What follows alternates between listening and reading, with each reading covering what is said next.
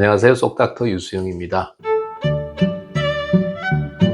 지방간이 있습니다 라고 말씀을 드리고 제일 좋은 치료는 체중 감량이다 이렇게 말씀을 드리면 지방간 치료제는 없느냐, 약물은 어떤 걸 먹어야 좋아지느냐 이렇게 질문하시는 분들이 많습니다. 지방간 치료에는 간세포 보호제, 항산화제, 당뇨약, 고지혈증 약 등등 다양한 약물이 있지만 죄송하게도 아직까지 특효약은 없습니다. 그동안 가장 많이 연구된 것은 항산화제인 비타민 E 그리고 당뇨약인 피오글리타존입니다. 당뇨가 없는 경우에는 비타민 E를, 당뇨가 있는 경우에는 피오글리타존이라는 약물을 사용해 볼 수 있고 또 이 두 가지 약제를 병합해서 사용해 볼 수가 있습니다. 비타민 E는 지방간 환자에 사용했을 때 43%에서 조직학적 개선을 보였고 36%에서 지방간염의 소실을 보였습니다. 간 섬유화의 개선도 약 41% 환자에서 이루어졌다고 보고되었습니다. 피오글리타존의 경우에는 34%에서 조직학적 개선을, 47%에서는 지방간염이 소실되었고 44%에서는 섬유화 개선을 보였습니다. 하지만 이 두 약물의 부작용으로는 비타민 E는 출혈, 전립선,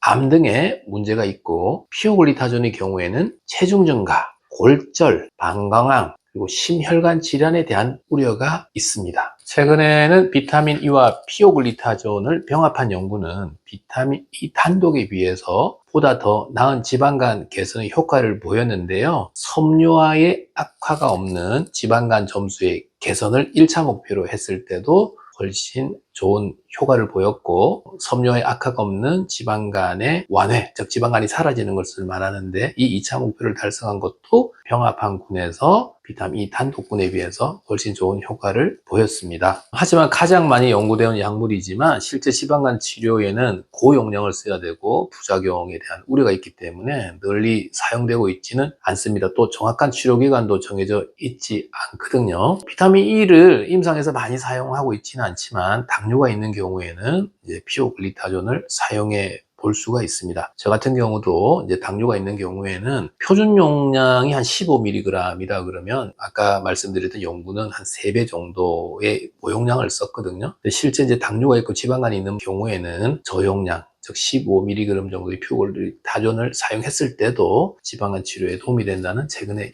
연구들도 있습니다. 비타민 E의 경우는 뭐 사용하시는 분도 있겠지만 저 같은 경우도 고용량을 써야 되고 부작용에 대한 우려가 있기 때문에 장기간 사용을 하는 것에 대한 거부감이라 그럴까요? 그래서 저 같은 경우에도 많이 사용하고 있지는 않습니다. 그래서 당뇨가 있는 지방간 환자에서는 의료보험으로 피오글리타존을 조심스럽게 사용해 볼 수가 있겠습니다. 간 수치가 높은 경우, 지방간이 있어도 간 수치가 정상도 꽤 있지만 간 수치가 높은 경우도 많거든요. 정상을 40이라 그러면 보통 2~3배가 가장 흔합니다. 80, 90, 100 이런 분들도 많고 심하면 300, 400도 올라갈 수 있습니다. 이렇게 높은 경우에는 간장보호제를 사용해 볼 수가 있는데요. 간장보호제를 한 6개월 정도 사용을 했는데도 간 수치가 감소되지 않으면 이분은 효과가 없겠다 생각해서 치료의 종료를 고려해야 됩니다. 간장보호제는 보호제일 뿐 지방간 치료제는 아닙니다. 간 수치가 60 이상이 되게 되면 두 가지 약물을 사용이 가능합니다. 보험으로요. 세 가지를 써야 하는 경우는 좀 간 수치가 높은 경우인데 이때는 한 가지는 비급여로 이제 써야 되겠습니다.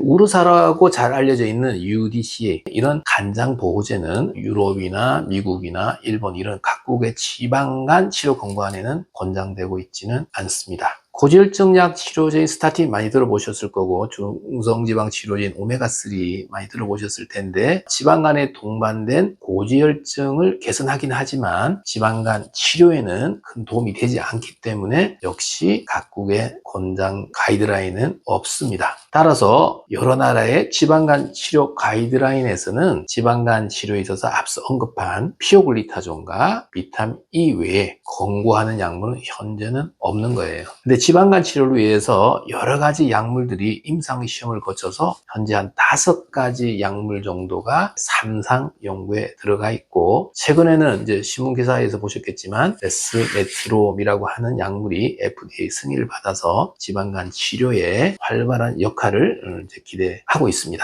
앞으로 개발될 이런 삼상에 들어간 이들 약물은 간의 염증을 없애고 섬유화를 개선하는 것이 주 목적입니다. 그래서 다음 시간에는 많은 후보 약물들 중에 3상 시험까지 진행해서 앞으로 출시를 목표로 하고 있는 몇 가지 약물들에 대해서 자세히 소개해 드리겠습니다.